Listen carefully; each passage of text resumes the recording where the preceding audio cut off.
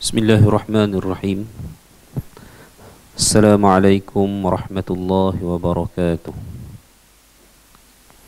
Alhamdulillahi rabbil alamin, wabihi nasta'in, wassalatu wassalamu ala nabiyyil amin, nabiyyina Muhammad wa ala alihi wa sahbihi ajma'in.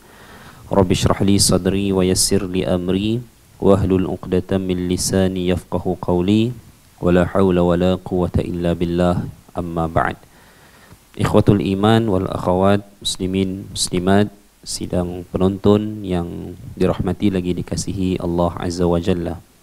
Alhamdulillah, thumma alhamdulillah.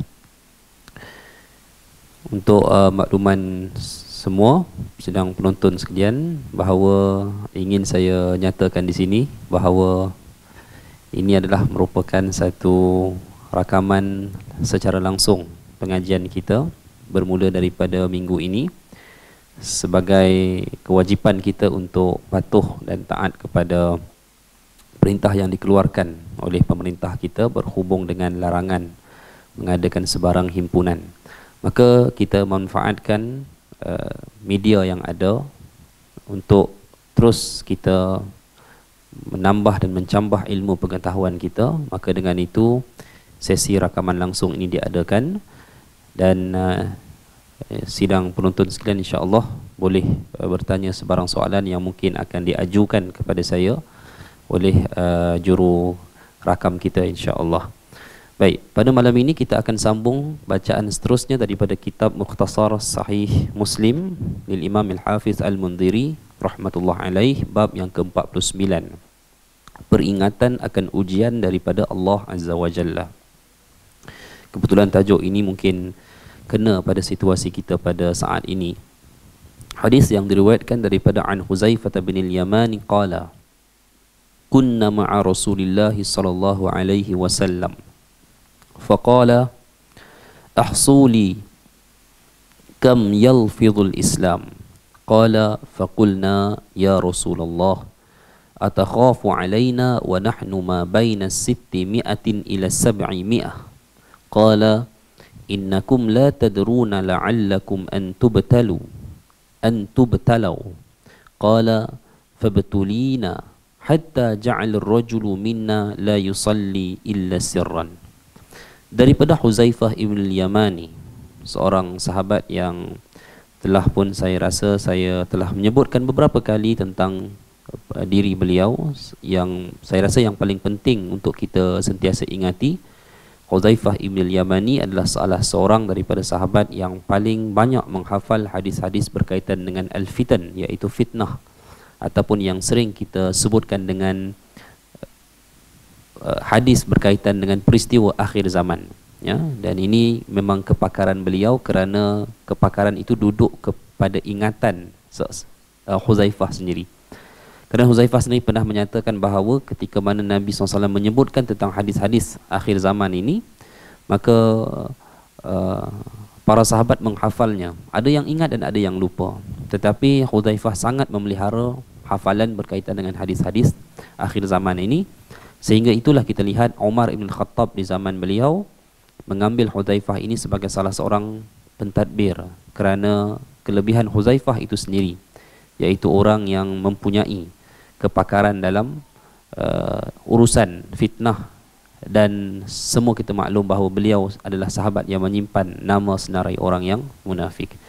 Daripada Huzaifah bin Yamani radhiyallahu anhu, ia berkata, suatu hari kami sedang bersama Rasulullah, kunna ma'a Rasulillah sallallahu alaihi wasallam. Ini satu lafaz yang sangat berharga sebenarnya.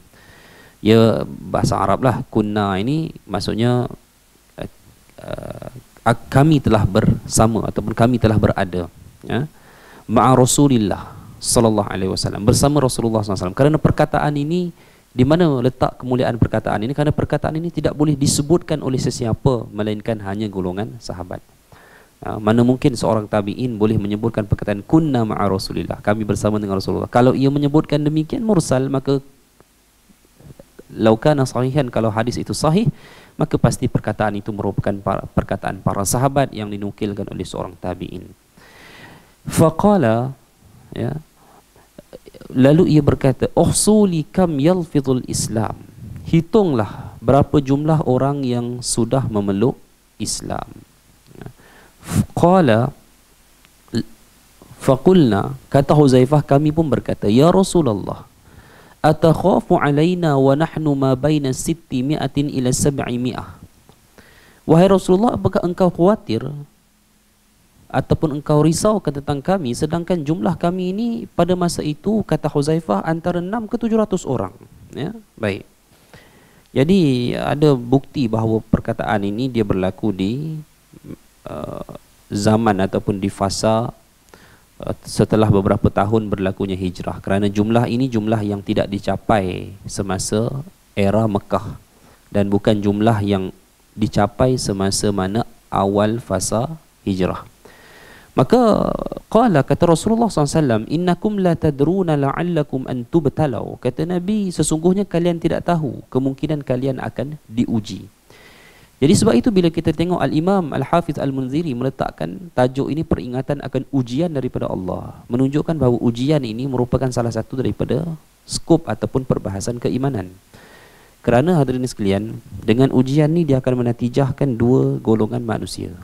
Pertama, golongan yang akan terus bercambah kekuatan iman mereka, bertambah ya, kekuatan iman mereka. Dan yang kedua, golongan yang berkurang akan keimanan mereka atas beberapa sebab. Sebab itu sebelum ni kita dah baca dalam Kitabul Iman juga, adanya kita baca dalam bab al-waswasah. Waswasah ataupun keraguan, bisikan yang dibisikkan, yang dilontarkan ke dalam hati manusia orang yang beriman ini, agar mereka ini ragu dalam beberapa perkara. Khususnya keraguan itu dalam keimanan. Walaupun kita ketahui biasanya was-was ni orang akan bahaskan dalam masalah fiqh, ya, tetapi tidak hanya kepada masalah fiqh ataupun hukum syarak. Kerana yang lebih berat lagi was-wasah yang jadi ke atas seseorang pada sudut keimanan. Yang telah kita bahaskan dahulu bahawa antaranya Nabi SAW pernah menyebutkan bahawa sampai satu masa maknanya syaitan ni dia akan membawa ataupun dia akan membisikkan kepada manusia yang beriman, orang yang beriman ini, jika Allah menciptakan itu, Allah menciptakan itu, maka mereka akan membisikkan siapakah yang menciptakan Allah Ta'ala. Maka itu salah satu daripada contohnya. Dan apabila seseorang ditimpa ujian, ada orang yang bertambah keimanan dia, ya, antara yang disebutkan oleh guru saya dahulu, ini perkataan beliau lah, ya, kita menemukan hadis dan ini perkataan beliau, olahan beliau sendiri, di mana beliau menyatakan bahawa ketika mana saat kita diuji dengan kesenangan, ketika mana Allah Azza wa Jalla memberikan kita kesenangan dan kita mengingati Allah pada masa itu, maka tatkala kita menerima ujian, maka Allah akan menjadikan iman kita ini bertambah disebabkan oleh ujian tersebut. Akan tetapi bagi orang yang lupa kepada Allah semasa dia diberi kesenangan, maka tatkala ia menerima ujian, maka syaitan akan menjadi sahabat ataupun penemannya. Ini satu perkara yang saya simpan perkataan ini, ya, kerana hidup manusia ini mustahil dia tidak diuji, dan ujian itu dia tidak akan datang sekadar semata-mata ujian, melainkan ujian ini akan datang untuk menguji keimanan manusia. Itulah yang paling utama.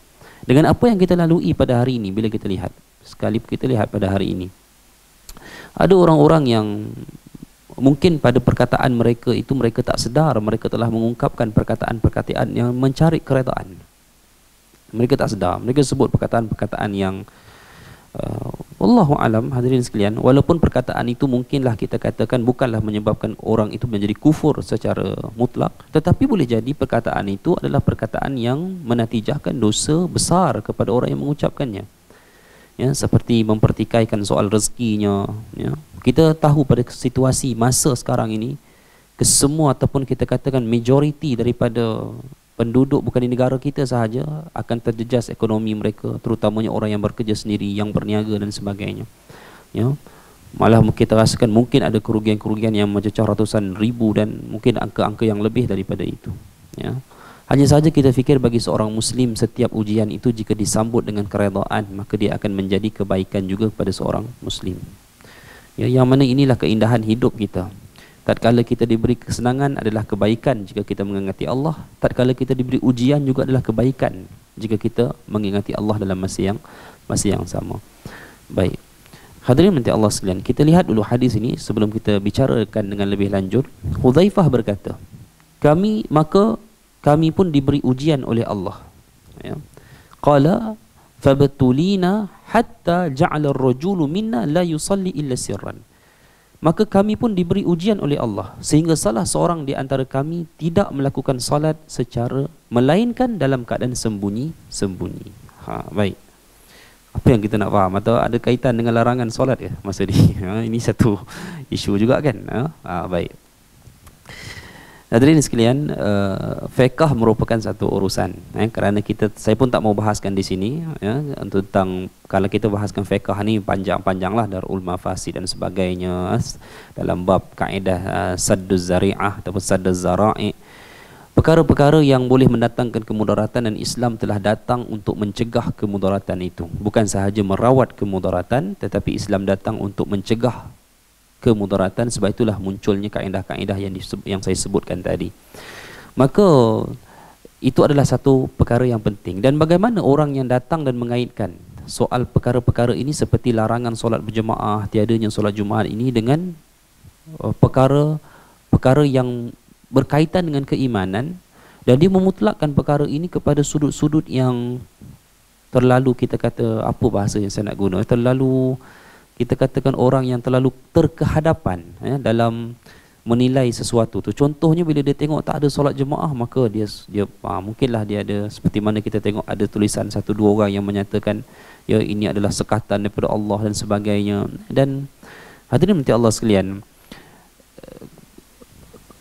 itu adalah bila kita baca hadis seperti ini. Sebab itu kita lihat, senang penonton sekalian, kita lihat inilah ujian yang Allah berikan. Dia tidak semestinya menunjukkan kepada keburukan, ya, tetapi dia merupakan ujian.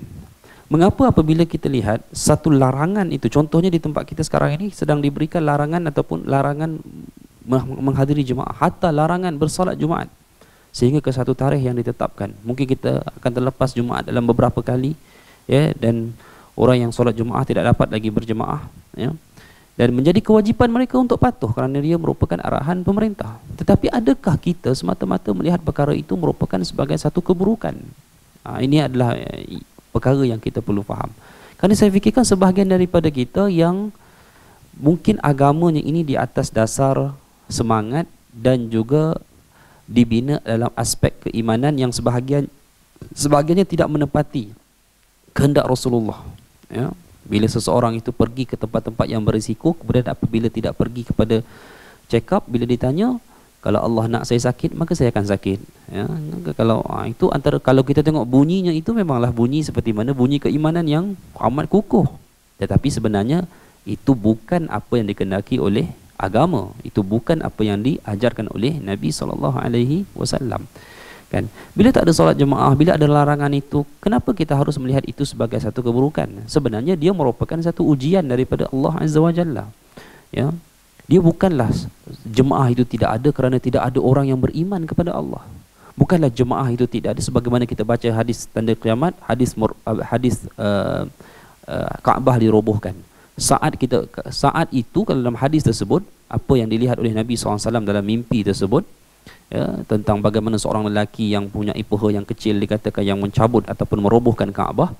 Jadi ia berlaku ketika mana saat tiada orang beriman di atas muka bumi, ya, itu satu keburukan. Tetapi sejarah mencatatkan Kaabah ini pernah roboh beberapa kali, ya, dan dia dibina semula. Jadi bila kita lihat perkara ini, tidak seharusnya kita melihat tiadanya jemaah ini sebagai mutlak satu keburukan. Tetapi kenapa kita tidak melihat sebagai itu satu ujian kepada kaum muslimin, bagi orang yang menghidupkan jemaah sebelum ini? Dan kenapa kita tidak melihatnya sebagai satu kerehatan daripada Allah? Allah memberikan satu kerehatan sesiapa yang menjaga jemaah, ya, dan dia tidak dapat untuk melaksanakan solat. Saya sendiri pun pada waktu maghrib tadi, sebab kita bertugas sebagai imam, ramai orang datang, ya, ramai orang datang, dan kita segerakan solat. Habis azan, saya terus beritahu kepada tuan muazzin supaya laungkan iqamah dan terus solat. Dan ada yang datang dalam keadaan kita dah habis solat. Kemungkinannya mereka tak tahu ada larangan tersebut, kemungkinannya mereka tahu tapi mereka sangka belum bermula, mungkin ada kemungkinannya mereka datang juga dengan apa orang kata, mempertaruhkan nasib, ada, tak ada. Jadi itu semua tak apalah, kita dah telah jelaskan. Cumanya itu semua menunjukkan kemanisan ataupun apa yang telah kita miliki daripada kemanisan ibadah yang kita buat selama ini. Jadi demikian. Secara kesimpulannya saya boleh katakan bahawa janganlah dilihat kepada sesuatu perkara apa yang menimpa kita pada hari ini merupakan satu keburukan yang mutlak. Tidak. Ya. Ia sebagai peringatan daripada Allah Ta'ala, itu kita tidak nafikan. Tetapi dalam masa sama janganlah kita secara keterlaluan meletakkannya sebagai keburukan, sedangkan dia merupakan satu ujian daripada Allah Azza wa Jalla ke atas orang mukmin, dan ada orang yang bertambah keimanannya dan bertambah ganjaran kebaikannya di atas ujian yang Allah berikan pada saat ini. Baik, tentang hadis ini wallahu alam, para ulama berselisih pandangan dalam masalah menentukan apakah ujian yang dimaksudkan oleh Nabi sallallahu alaihi wasallam dan juga apakah yang telah disebutkan oleh Abu Hurairah sehingga salah seorang di antara kami tidak melakukan solat kecuali secara sembunyi-sembunyi. Oleh Huzaifah ibn al-Yamani. Kerana Huzaifah ibn al-Yamani ini wafat sebelum daripada kecamukan fitnah yang dahsyat, khususnya di zaman serangan tentera Yazid ke Madinah dan selain daripada peristiwa-peristiwa itu. Tetapi wallahu alam, banyaklah pandangan di sini, dan hakikatnya kita melihat bahawa Huzaifah ni pernah menyatakan, maka kami pun diuji, fabtulina hatta ja'ala ar-rajul, sehinggalah seorang lelaki minna daripada kalangan kami la yusalli, tidak bersolat illa sirran, melainkan dalam keadaan senyap. Ada beberapa peristiwa yang tercatat yang mana kita lihat pada masa itu, contohnya bila kita lihat hatta di zaman pembunuhan Uthman sendiri, keadaan kacau bilau di kota Madinah. Kita maklum pada peristiwa itu tak ramai sahabat-sahabat yang berada di Madinah, mereka sibuk melakukan urusan haji, walaupun masa itu proses ingin pulang daripada kota Mekah. Tetapi orang-orang Madinah pada masa itu dikuasai oleh golongan pemberontak yang ingin menjatuhkan, yang akhirnya membunuh Uthman ibn Affan. Jadi kawasan pernah berlaku keadaan-keadaan sulit seperti itu. Ya, bahkan juga kalau kita tengok apa yang berlaku di bumi Kufah, ya, yang munculnya golongan Khawarij Nahrawan. Nahrawan ni sebenarnya satu tempat peperangan Nahrawan, golongan yang keluar daripada Ali. Mereka telah pergi ke satu pekan kecil, pekanlah kita sifatkan, bernama Nahrawan, dan kita tahu mereka mengadakan ancaman pada masa itu dan tak kira siapa, ya, tidak kira siapa. Hatta pada masa itu ada orang-orang golongan yang mereka ingin menunaikan solat pun dalam keadaan ketakutan, ya. Wallahu alam. Cumanya bila kita lihat apabila salat tidak dapat didirikan secara zahir, seperti mana saya katakan tadi, jemaah tidak dapat didirikan secara zahir, maka ia merupakan satu ujian yang nyata ke atas kaum muslimin, dan jangan dilihat ia sebagai satu keburukan semata-mata, kerana perkara itu boleh menjadi sebab bertambahnya keimanan bagi orang-orang yang benar meletakkan Allah dan Rasul sebagai matlamat kehidupan mereka. Baik, insya-Allah. Bab yang ke-50. Islam muncul dalam keadaan asing dan akan kembali dalam keadaan asing. Ia akan berkumpul di antara dua masjid.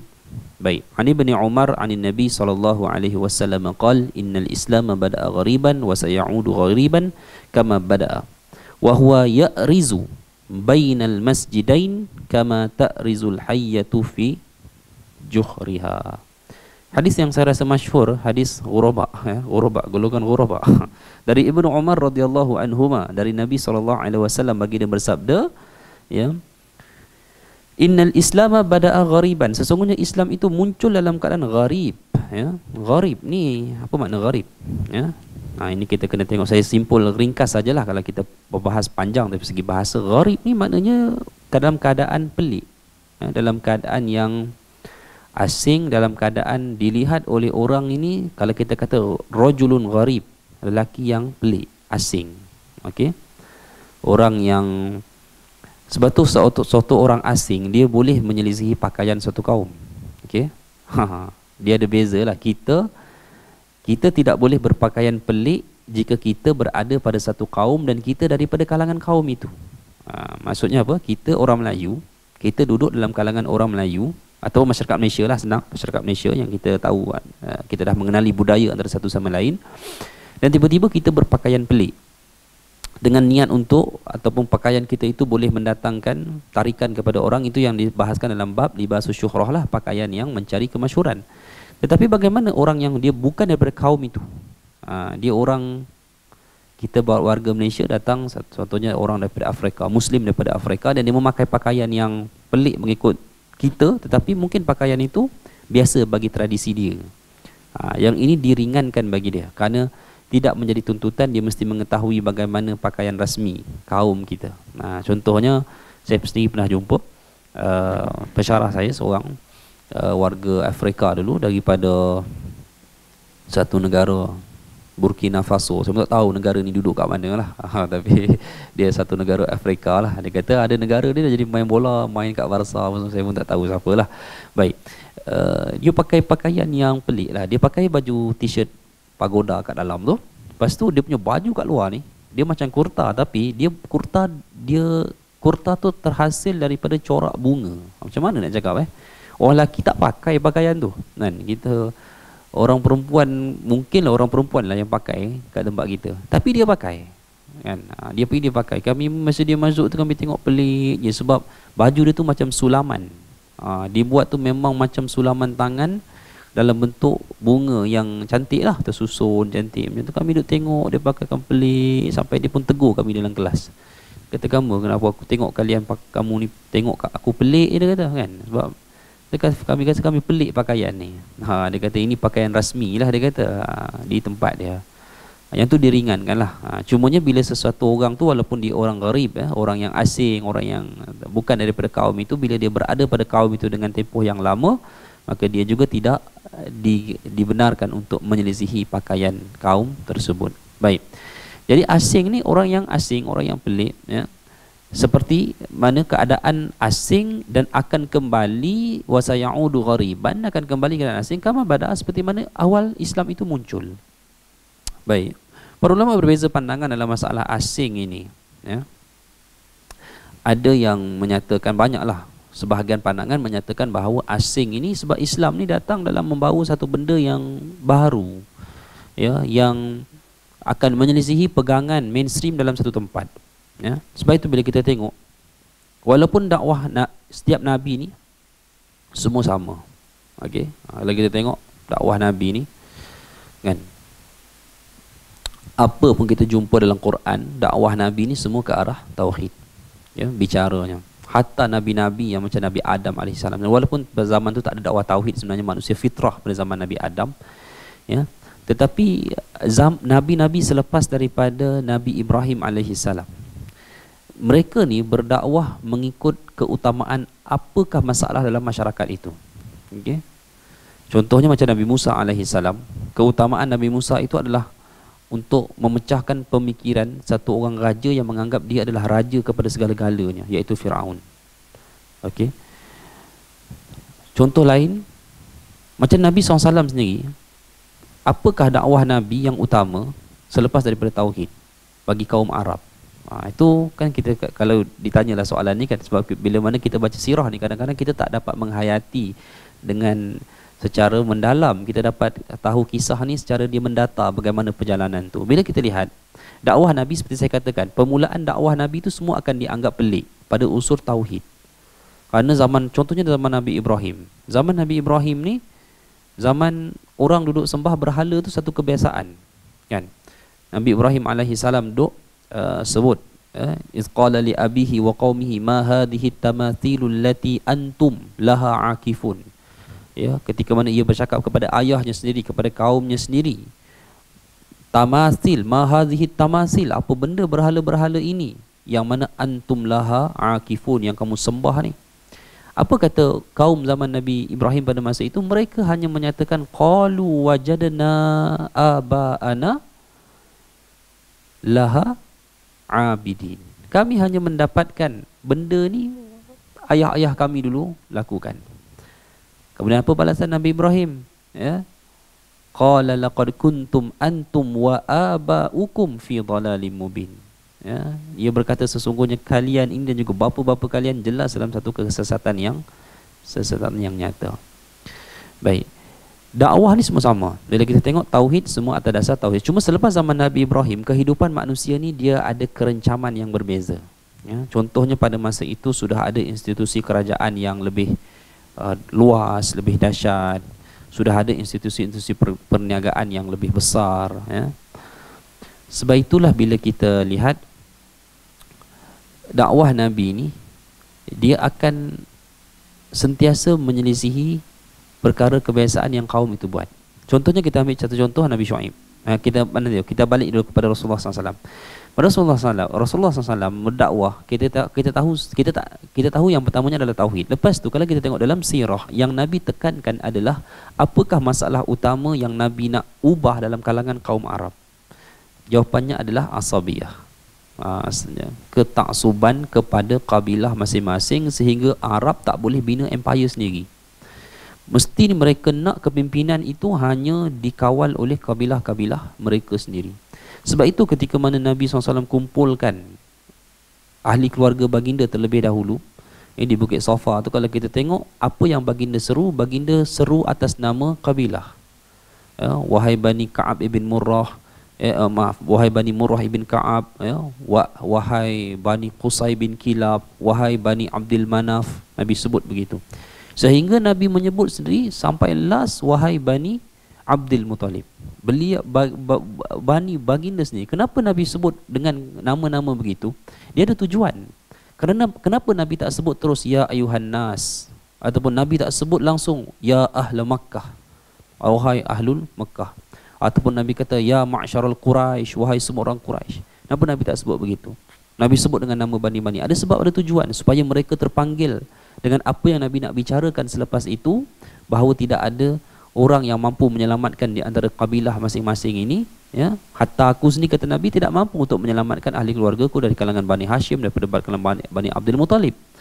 Menunjukkan bahawa Nabi nak pecahkan kepompong asabiyah, ketakasuban pada masa itu.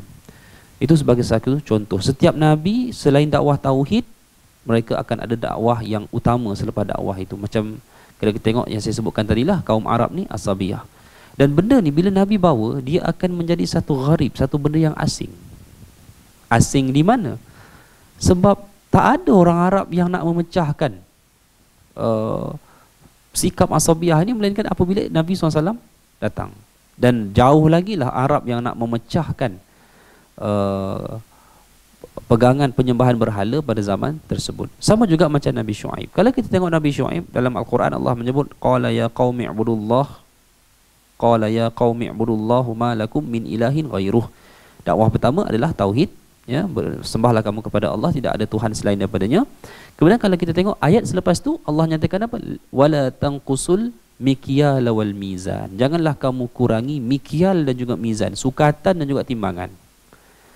Itu ayat kedua, perintah kedua dakwah Nabi Syuaib. Pelik tak bahasa tu? Gharib. Ya, gharib ni maksudnya apa? Asing sangat. Kerana telah menjadi kebiasaan orang di zaman Nabi Syuaib pada masa itu, mereka ini akan melakukan penipuan dalam kecurangan, dalam sukatan dan juga timbangan. Dan tak ada orang nak tegur. Benda tu dah jadi macam benda common, benda biasa. Ya, hatta dalam kita pun hari ini, tuan-tuan dan Allah sekalian. Ya, kalau kita tengok sebahagian kerja-kerja, macam mana nak cakap, sensitif sikit lah, tapi ada kerja-kerja yang bila kita ikut dia punya rules yang betul, orang akan pelik, kan? Alah, biasa tak ada orang macam ni buat kan? Macam tu kita kata. Takkan kita dibagi amanah buat spek macam ni, kita kena, alah dia lebih kurang, kan? Jadi bila kita buat satu benda yang betul, orang akan nampak pelik dia ni, kan? Macam tu. Jadi menyebabkan kita pun orang tak berapa berani nak dekat sangat, tak berapa nak jadikan sebagai partner. Macam itulah keadaan dia. Jadi sebab itulah, seperti mana Islam itu sendiri datang dalam keadaan yang asing. Ini satu pandangan, ada pandangan lain. Ia akan kembali seperti mana asing. Maknanya orang akan kembali kepada amal perbuatan Islam yang asal tu dia asing. Okey, itu pandangan yang pertama. Yang keduanya, ya, asing di sini maksud dia tak ramai. Islam tu dia bermula dalam keadaan tak ramai, dan dia akan kembali dalam keadaan yang sama. Tetapi pandangan ni saya pada pengamatan saya dia tertolak lah.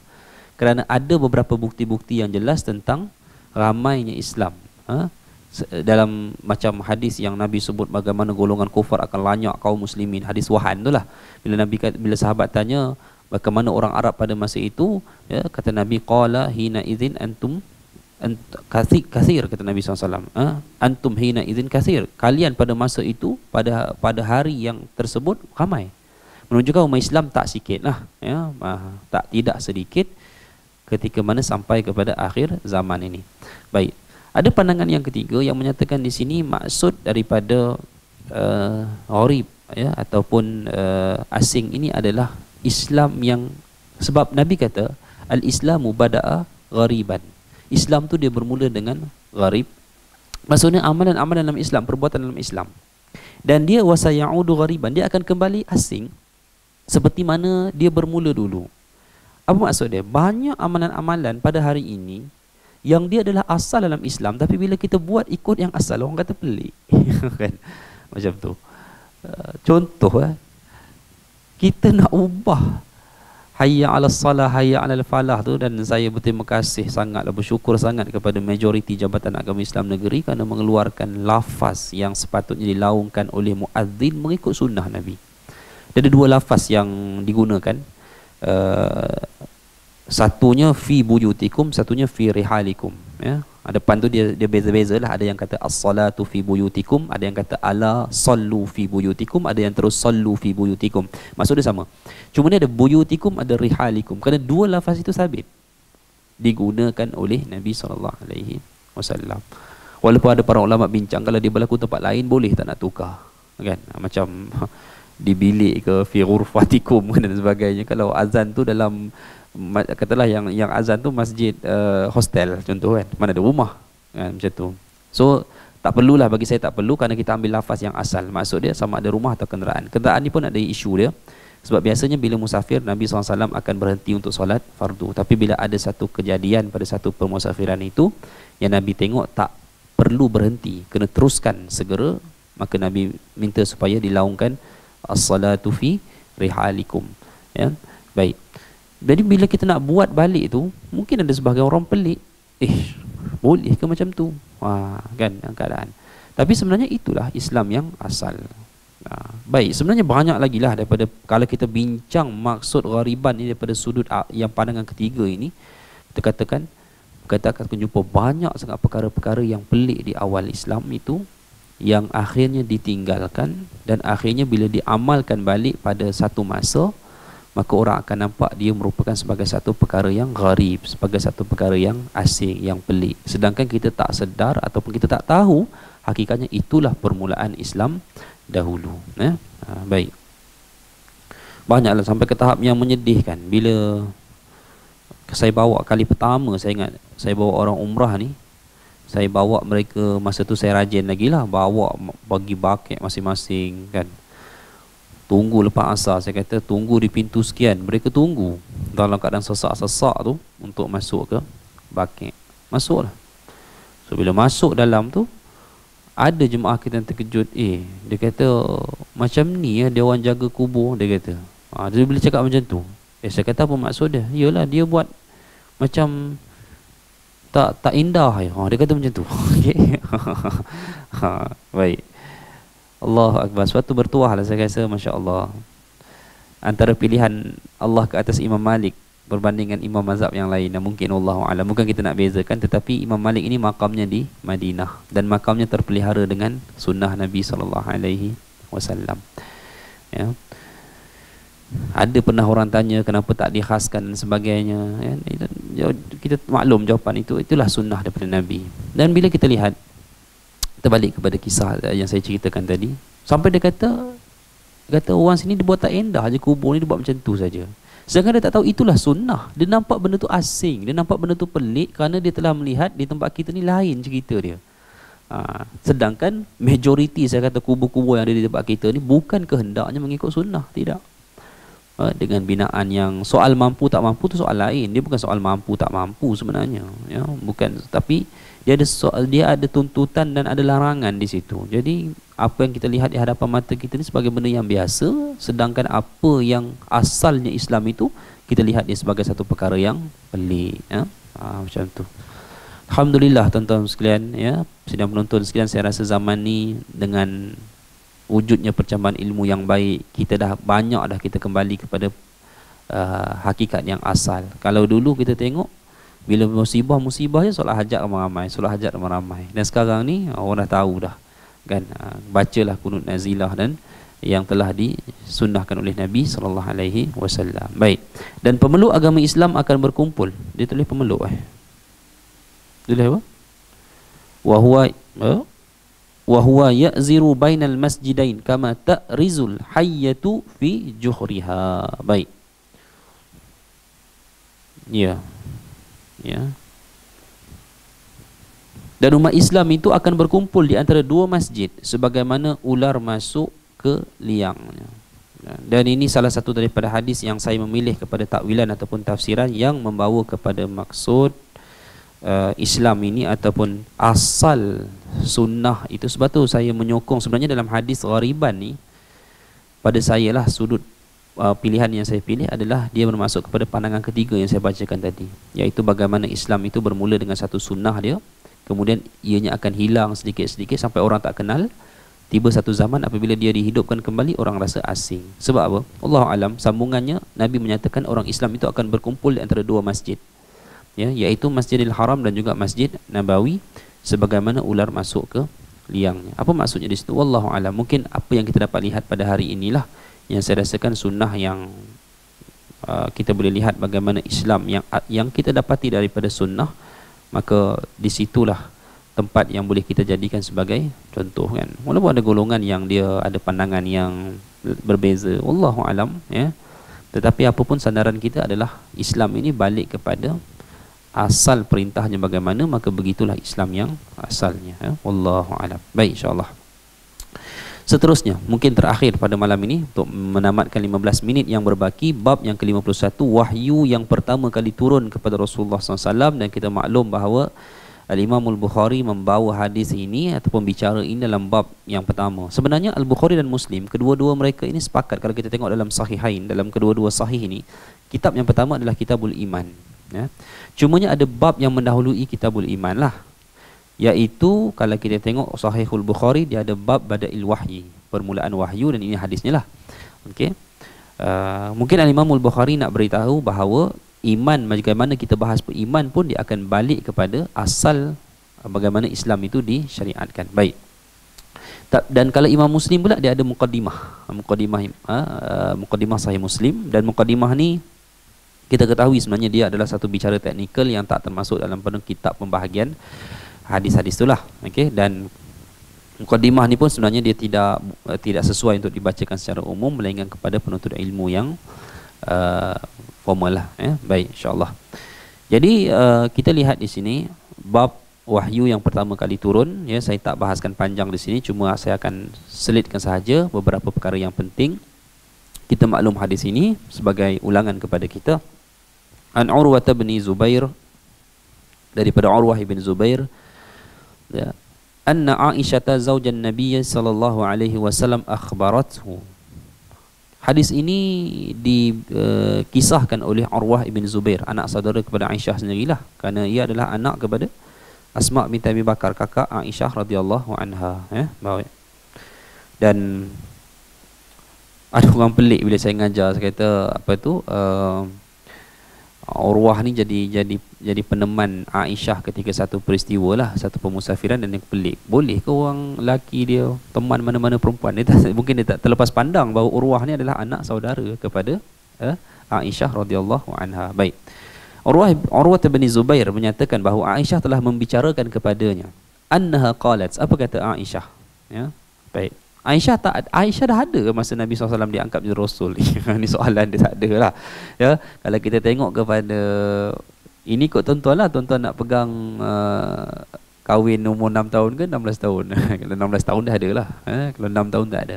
Tapi tak pelik pun, kerana bicara ni kita tahu takkan Aisyah nak membicarakan cerita ini sendiri. Kurang-kurang kalau beliau masih belum ada, kalau ada pun usianya sangat kecil pada masa itu, dan ia mendengar daripada Nabi SAW.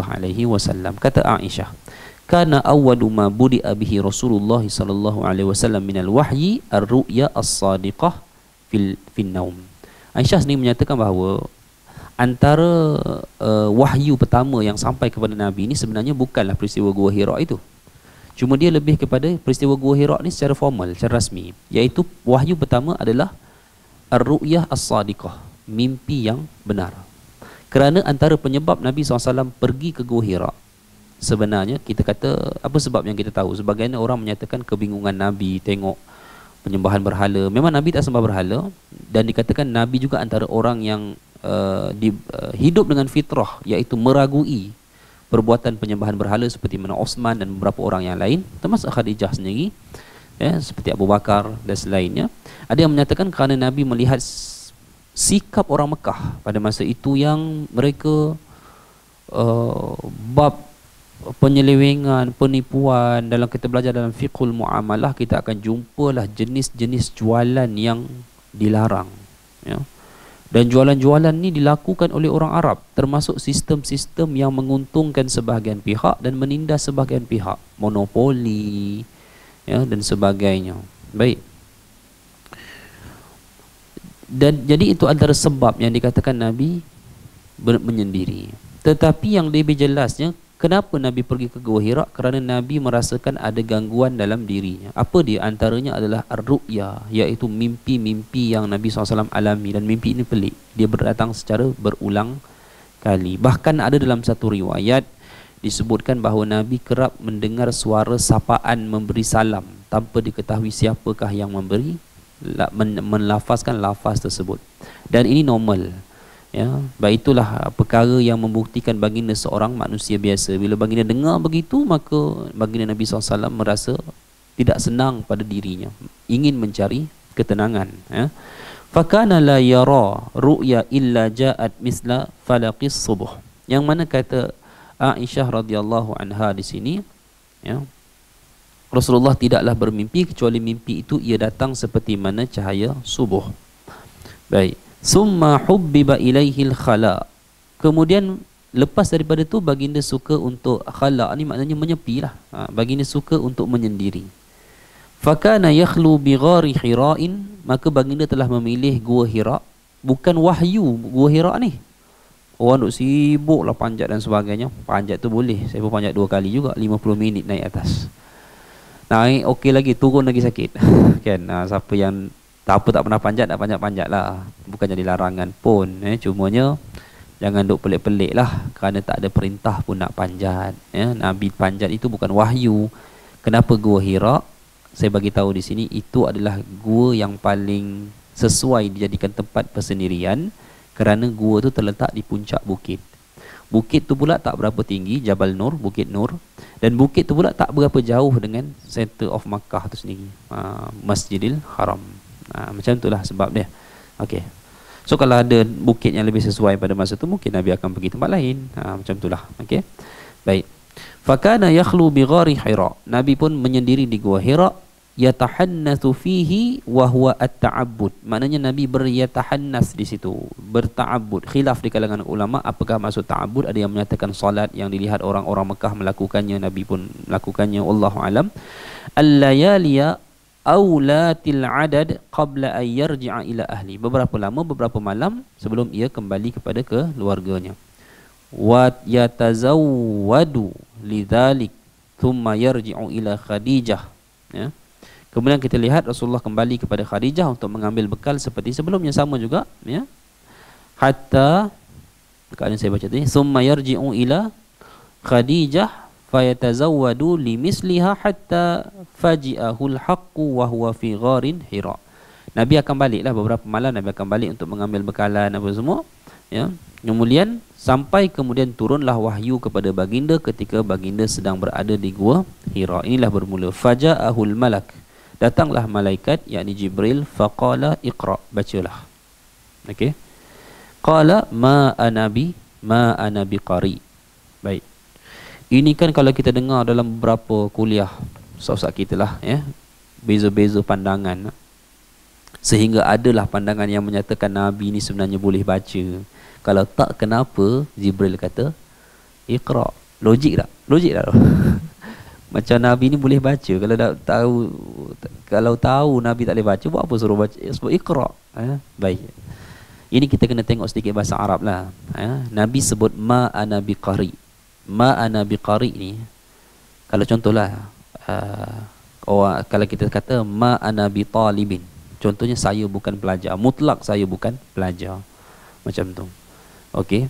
menggunakan wazan isim fa'il, dipanggil fa'il. Qari, siapa belajar bahasa Arab dia tahulah mana ni. Okey, pertamanya bila Jibril suruh baca Iqra, adakah Jibril membawa sesuatu untuk dibaca? Itu satu isu. So orang nak kata Quran dibawa oleh Jibril, Quran turun bukan dalam bentuk tulisan, ya. Tulisan tu makhluk, Quran tu kalamullah. Macam tu kan. Ini jadi Imam Bukhari pula. Imam Bukhari sebut lafaz tu makhluk, Quran tu kalamullah. Tapi macam mana pun tulisan is makhluk. Tulisan ni adalah benda yang dicipta, ya. Kalamullah turun dalam bentuk kalam, dalam bentuk bagaimana kama unzil, kata Nabi SAW, iaitu seperti mana ia diturunkan, iaitu dalam bentuk qiraah, pembacaan. Dia bukan dalam bentuk tulisan. Pendapat paling kuat di sini dan paling benar bagi saya adalah Jibril datang tak membawa apa-apa tulisan. Cuma Jibril datang kepada Nabi, Jibril bagi arahan Iqra, bacalah. Okey, macam kita cakap kepada anak murid, guru cakap kepada anak murid, bacalah. Membacalah. Bukan mesti guru tu kena bawa buku. Bukan guru tu mesti tunjuk sesuatu, bacalah ini, tak, bacalah umum. Tetapi Nabi hanya jawab ma ana biqari, menunjukkan sebenarnya jawapan ma ana biqari menunjukkan maksud jelas bahawa Nabi memang tak boleh membaca. Kalau Nabi boleh baca, Nabi akan tanya, nak baca apa? Kan, sesuatu untuk bila orang suruh kita buat sesuatu yang kita boleh buat, kita akan tanya, kan. Saya ada masalah keuangan ni, contoh, berapa nak pakai? Orang tanya balik, menunjukkan orang tu mampu nak tolong. Kalau kita tangkap dekat orang, cakap kat seseorang, aku ada masalah keuangan ni, orang tu buat macam tak dengar. Menunjukkan dia tak mau tolong atau dia memang tak mampu nak tolong, kan. Nabi jawab ma ana biqari. Satu perkataan jelas yang Nabi tak tanya pun nak baca apa, tetapi satu perkataan yang jelas bahawa Nabi memang tidak boleh membaca. Baik. Qala fa akhadhani faghattani hatta balagha minni al-jahda thumma arsalani. Baik. Bila kita lihat di sini, Jibril memegang dan mendekapku dengan erat untuk kedua kalinya hingga aku merasa lemas, ya.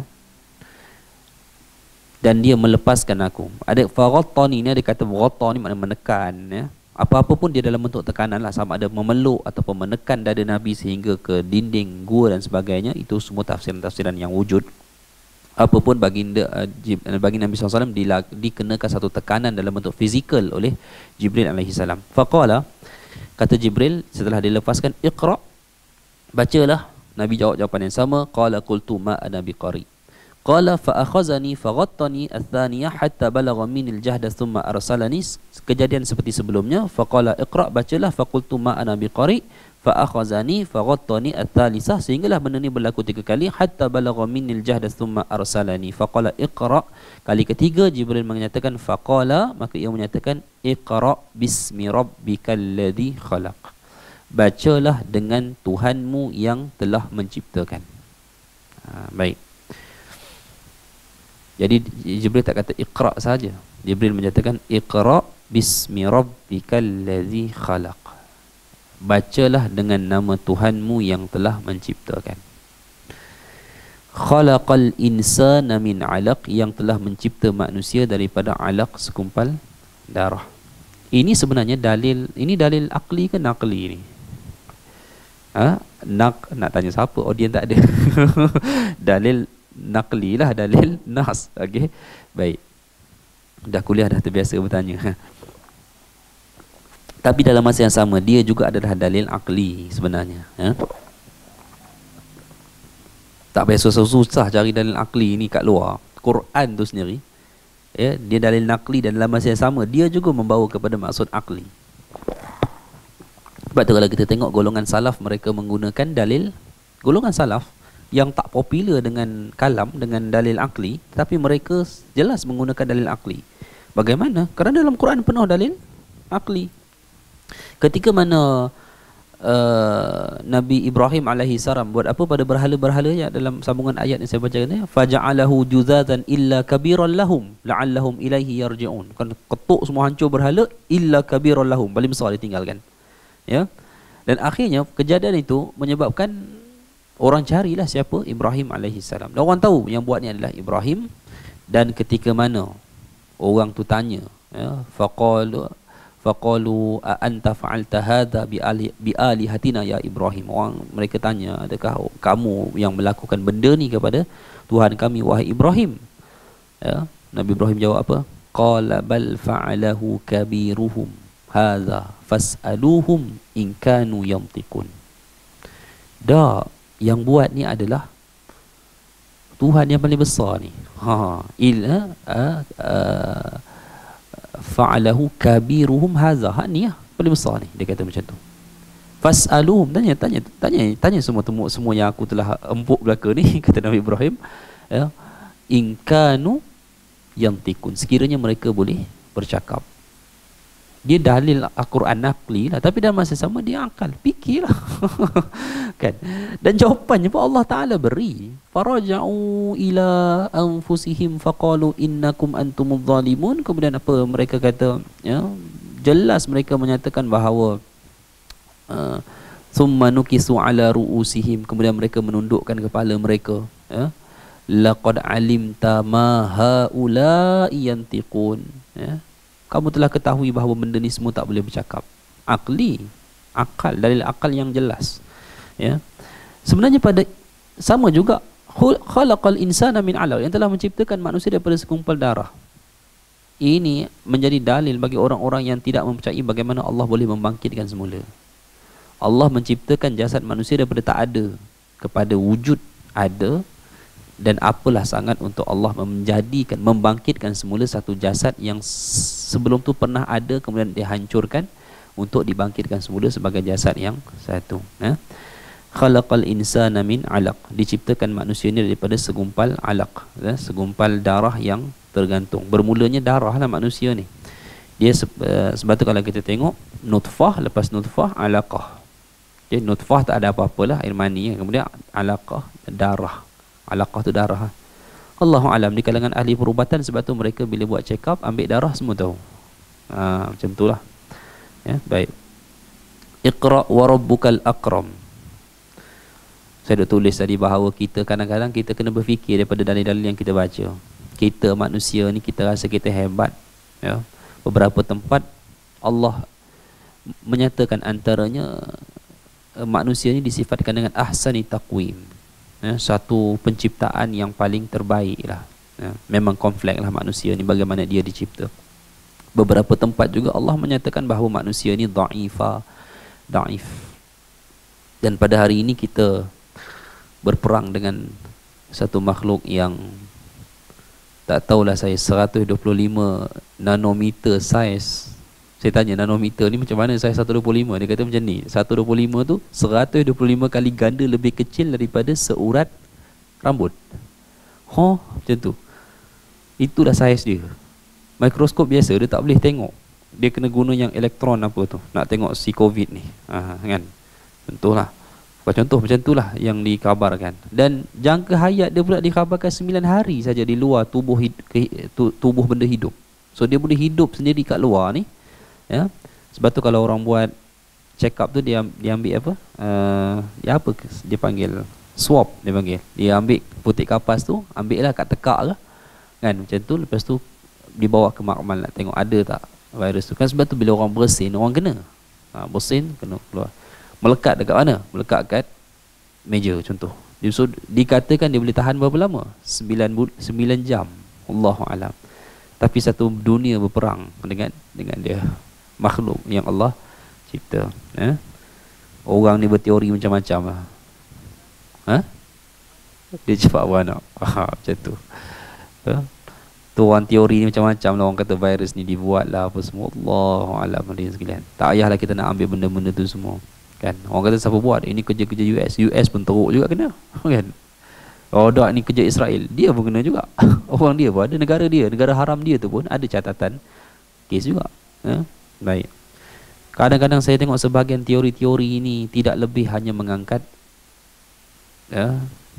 musuh-musuh Islam ini lah, sebenarnya.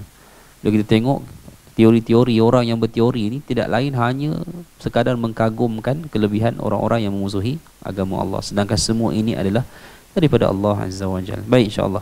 Iqra wa rabbukal akram. Bacalah dengan nama ataupun Tuhanmu yang mulia, yang memuliakan, ya, akram. bukan memuliakan, ya. Iqra wa rabbukal akram, bacalah dengan Tuhanmu yang akram, yang paling mulia. Allazi 'allama bil qalam, yang telah mengajarkan bil qalam, dengan pena.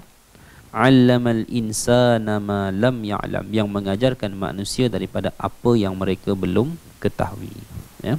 Baik, insya-Allah hadirin mati Allah sekalian, saya rasa kita sampai sini dulu. Insya-Allah pada pertemuan akan datang kita akan sambung tentang kisah hadis ini, ya.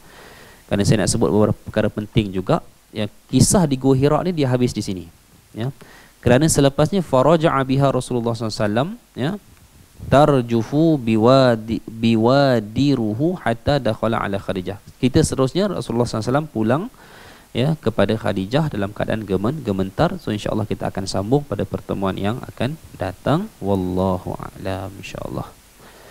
Baik, kita tengok kalau ada soalan lah. Cuba scroll sikit kalau ada soalan daripada penonton.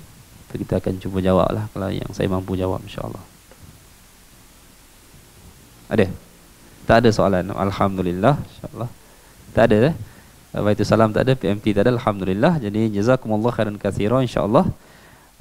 Doakan, saya akhirilah insya-Allah dengan sama-sama kita doakan kita diberikan kesihatan yang baik, dan insya-Allah saya juga ingin sidang penonton sekian doakan insya-Allah sahabat kita yang saya rasa telah mengorbankan masa dan tenaga untuk meneruskan agenda ni pula kan agenda ataupun rancangan untuk menyiarkan rakaman ini secara langsung bagi pihak Baitulsalam dan PMT. Semoga insya-Allah Allah merahmati, ya, mereka. Mudah-mudahan insya-Allah semoga kita bertemu pada pertemuan berikutnya. Wallahu alam, saya mohon maaf. Aqulu qawli hadza wa astaghfirullah. Assalamualaikum warahmatullahi wabarakatuh.